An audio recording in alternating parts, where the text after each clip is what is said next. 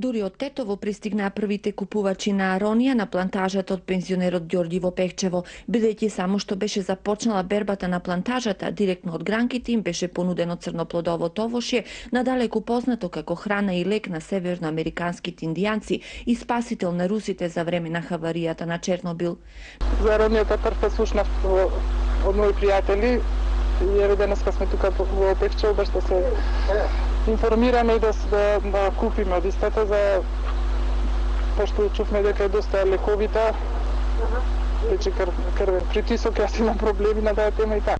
Аронијата од Русија во Македонија пред 12 години ја донесе овој човек со поддршка на Институтот за земјоделие, но и идеалните услови во Малешевијата во комбинација со органскиот начин на производство, аронијата полека ја освојува Македонија. Да, донесоме преку Пловдив институтот од Русија, 98 година, прв сум во Македонија што внесов, но сега се покажува дека аронијата добива замав. Интерес голем покажува од сите делови на Македонија.